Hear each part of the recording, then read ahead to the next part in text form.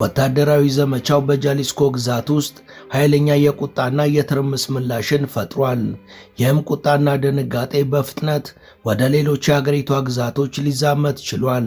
ከሲኤንኤን በተገኘ ቪዲዮ መሰረት በሜክሲኮ ምዕራባዊ የባህር ዳርቻ ላይ በምትገኘው ፖርቶ ቫላርታ ውስጥ በርካታ የእሳት ቃጠሎችና ነበልባሎች እየጨመሩ መምጣታቸው ታይቷል። ፋርማሲዎችና መደብሮችም በእሳት ተቃጥለዋል።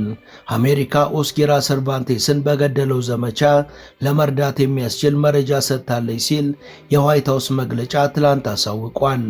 አንድ የአሜሪካ የመከላከያ ባለስልጣን ለሲኤንኤን እንደተናገሩት ደግሞ የአሜሪካ የኤጀንሲ ግብረ ኃይል በዘመቻ ውስጥ ተሳታፊ ነበር። የአሜሪካ ኤምባሲ አሜሪካውያን በአመፅ ወቅት ባሉበት እንዲጠለሉ አሳስቧል። በርካታ ሀገራትም ጥቃቱ ከተከሰተ በኋላ በሜክሲኮ ውስጥ ላሉ ዜጎቻቸው ማስጠንቀቂያዎችን ሰጥተዋል። ከማስጠንቀቂያው ጎን ለጎን የአካባቢውን ባለስልጣናትን ምክር እንዲከተሉም አሳስበዋል።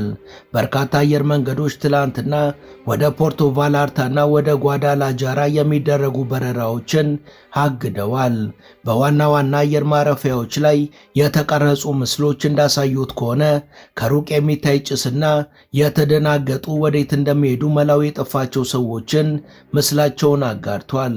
ከካሊፎርኒያ የመጣች አንዲት አሜሪካዊ ሴት ለሲኤንኤን ከልጅነቴ ጀምሮ ወደ ሜክሲኮ መጣ ነበር፣ እንደዚህ አይነት ነገር ግን አጋጥሞኝ አያውቅም ብላለች።